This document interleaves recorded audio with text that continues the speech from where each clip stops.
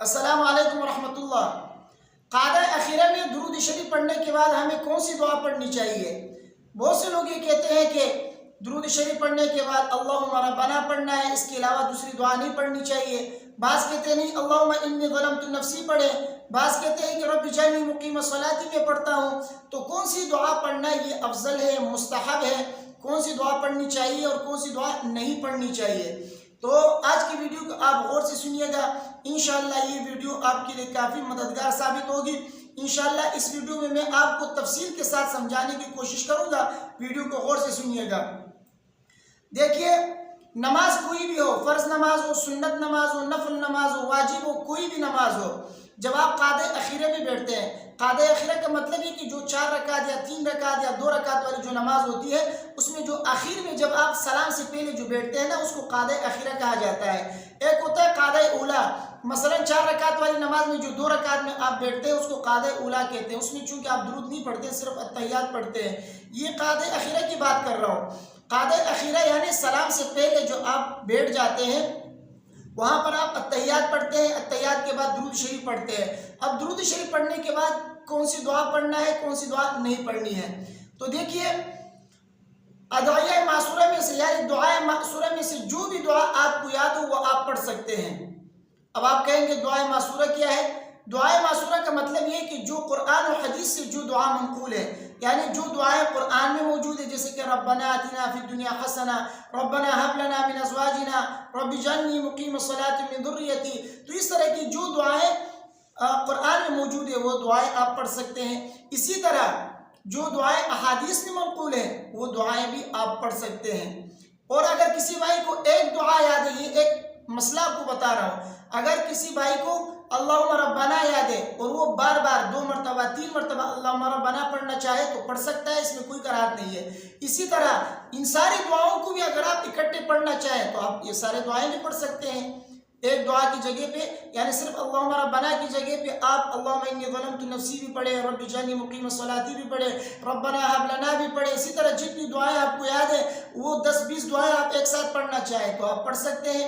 ایک ہی دعا کو بار بار تکرار کے ساتھ آپ پڑھنا چاہیں تب بھی پڑھ سکتے ہیں، اس میں کوئی ممانعت نہیں ہے، کوئی کراہت نہیں ہے۔ سمجھ گئی بات؟ اب آتے ہیں اس طرف کہ ان دعاؤں میں سے کون سی دعا پڑھنا افضل ہے۔ اچھا، ایک بات اور بھی آپ کو بتا دوں، ان دعاؤں کے علاوہ یعنی دعائے معصورہ کے علاوہ اگر کوئی بھائی عربی زبان میں اس کو اچھی طرح عربی آتی ہے، سمجھتا ہے، بول سکتا ہے، تو اگر وہ عربی میں اپنی طرف سے کوئی دعا کرنا چاہتا ہے تو کر سکتا ہے، نہیں کر سکتا؟ تو جواب یہ ہے کہ کر سکتا ہے، لیکن اس میں ایک شرط ہے۔ شرط یہ ہے کہ آپ دعا میں ایسی چیز مانگیں جو اللہ کے علاوہ کوئی نہ دے سکتا ہو، اللہ کے علاوہ کسی اور سے مانگنا ممکن نہ ہو۔ ایسی دعا اگر آپ عربی زبان میں مانگیں گے تو آپ مانگ سکتے ہیں، اس میں کوئی کراہت نہیں ہے، جائز ہے۔ اب آتے ہیں اس طرف کہ درود شریف پڑھنے کے بعد دعائے معصورہ میں سے کس دعا کا پڑھنا افضل ہے، مستحب ہے ہمارے نزدیک، کس دعا کو پڑھنا بہتر ہے؟ تو احناف کے نزدیک قاعدہ اخیرہ میں درود شریف پڑھنے کے بعد وہ دعا پڑھنا مستحب ہے جو حضرت ابوبکر رضی اللہ تعالیٰ عنہ سے منقول ہے۔ چنانچہ بخاری شریف باب الدعاء قبل السلام کے اندر حدیث نمبر 834 ہے غالباً، اس میں ہے حضرت ابوبکر رضی اللہ تعالیٰ عنہ نے حضرت نبی کریم صلی اللہ علیہ وسلم سے فرمایا، علمنی دعاء ادعو به فی صلاتی، مجھے آپ ایسی دعا سکھائیے جو میں اپنی نماز میں پڑھوں، وہ دعا یعنی درود شریف پڑھنے کے بعد وہ دعا میں پڑھ لوں۔ تو نبی کریم صلی اللہ علیہ وسلم نے فرمایا، قل اللہم انی ظلمت نفسی ظلما کثیرا ولا یغفر الذنوب الا انت فاغفر لی مغفرۃ من عندک وارحمنی انک انت الغفور الرحیم۔ تو نبی کریم صلی اللہ علیہ وسلم نے حضرت ابوبکر صدیق رضی اللہ تعالیٰ عنہ سے اس دعا کے پڑھنے کے لیے فرمایا ہے۔ تو حناف کہتے ہیں دیگر دعاؤں کی بنسبت اس دعا کا پڑھنا یہ مستحب ہے، یہ بہتر ہے، کیونکہ نبی کریم صلی اللہ علیہ وسلم نے حضرت ابوبکر کو اس دعا کے پڑھنے کی تعلیم دی ہے۔ تو ہمیں چاہیے کہ دیگر دعاؤں کی بنسبت اس دعا کو یاد کریں، اس دعا کو پڑھا کریں۔ اللہم ربنا وغیرہ بھی پڑھ سکتے ہیں، جو دعا آپ کو یاد ہے وہ پڑھ سکتے ہیں، لیکن مستحب اور افضل یہ دعا ہے دیگر دعاؤں کی بنسبت۔ اچھا، نبی کریم صلی اللہ علیہ وسلم نے درود شریف پڑھنے کے بعد 4 چیزوں سے پناہ مانگنے کا بھی فرمایا ہے۔ ایک ہے عذاب جہنم سے پناہ مانگنا، عذاب قبر سے پناہ مانگنا، زندگی اور موت کے فتنے سے پناہ مانگنا، اور اسی طرح دجال کے فتنے سے بھی پناہ مانگنے کا کہا ہے۔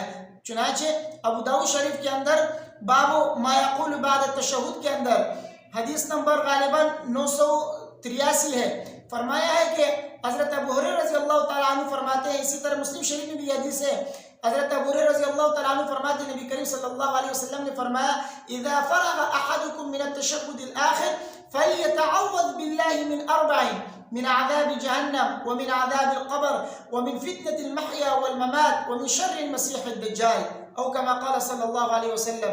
تو اس حدیث میں 4 چیزوں سے پناہ مانگنے کا کہا ہے، یعنی مطلب یہ کہ درود شریف پڑھنے کے بعد اب یہ دعا پڑھیں، اللہم انی اعوذ بک من عذاب جہنم ومن عذاب القبر ومن فتنة المحیا والممات ومن فتنة المسیح الدجال یا ومن شر المسیح الدجال۔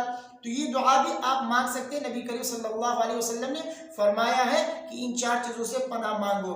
بہرحال مستحب اور افضل وہ دعا ہے جو میں نے آپ سے کہا کہ حضرت ابوبکر رضی اللہ تعالیٰ عنہ سے منقول ہے، اور وہ کیا ہے؟